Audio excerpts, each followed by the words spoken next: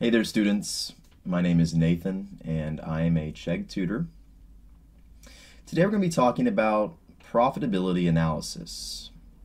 Now, many companies use profitability ratios to help determine how well they're doing as far as their income compared to many other types of accounts on their balance sheets and on their income statement. Now, there's a lot that goes into profitability analysis. So today we're just going to talk about three main ratios that companies use to measure their profit. Now, starting on the left side here, the three ratios we're going to cover: return on assets, return on equity, and profit margin. Now, when you see the word return on any type of financial ratio, return means income. So how much income are they generating per either assets, equity, or some other accounts? So return on assets would be, how much income am I generating per dollar of assets invested? And that's total assets. Let's take a look. The formula is net income divided by total assets. Pretty much, what percentage of assets is considered income? Or you can ask, how much income am I generating per dollar of asset invested? Return on equity, very similar, but you're measuring net income compared to shareholders' equity. So common stock, preferred stock, retained earnings, any type of equity. So net income divided by shareholders' equity. And it's asking, or the question it answers, is how much income is generated per dollar of equity issued. And lastly, you have profit margin. And that's just the margin of profit compared to your sales revenue. So net income divided by sales revenue. How much income is generated per dollar of sales revenue? So those are the three main ratios we're going to talk about today. Now, you know the definitions, you know the formulas, you know what questions they answer. So let's go ahead and apply our knowledge using a practice problem. It'll make a lot more sense. So, on the right side here,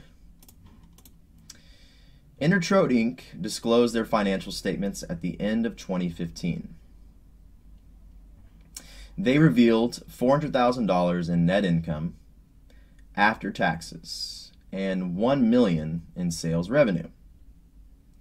They had $10,000 in accounts receivable, $40,000 in cash, and $200,000 in property, plant, and equipment. They also reported $120,000 in liabilities and $130,000 in shareholders' equity. So this is more of a basic problem since we don't go into what type of liabilities you have, what type of equity. So we can go ahead and just calculate these in a more easier way.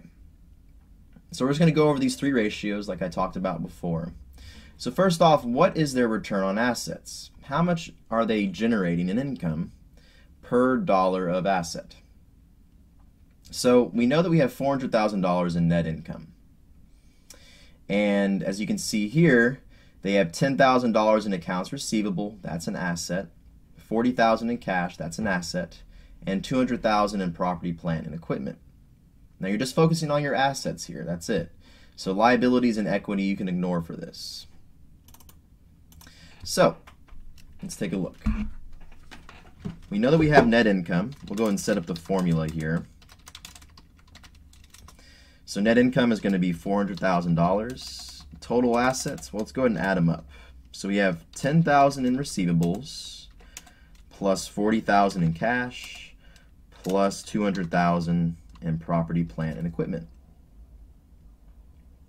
So let's take a look here. 400,000 divided by 250,000.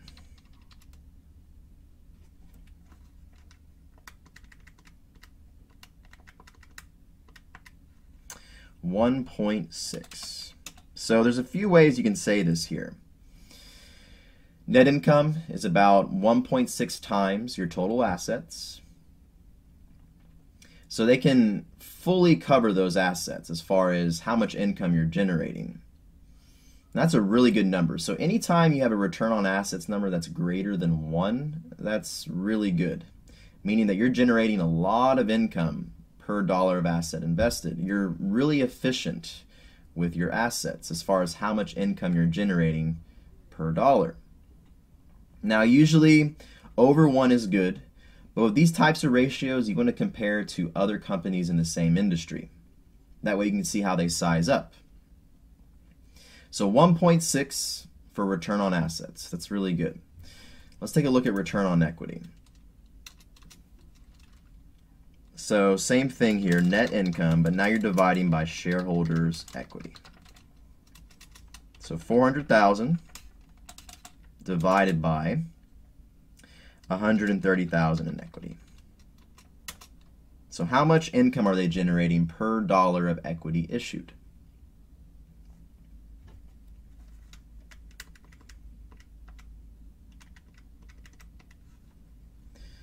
That's also really good. So they're generating about 3 times as much as equity that they're issuing. So 3.07.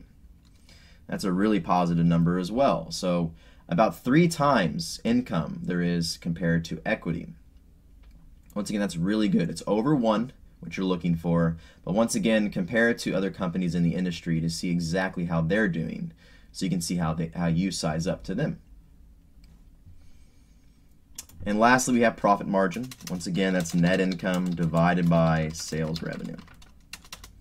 So net income is 400,000, and we know that sales revenue is going to be $1 million. So that's going to be about 40%, if I'm not mistaken. Yep. So about 0.4, or you can say 40%. So what you're really saying there is that net income takes up about 40% of your sales revenue, meaning that 60% is going to be allocated to your expenses.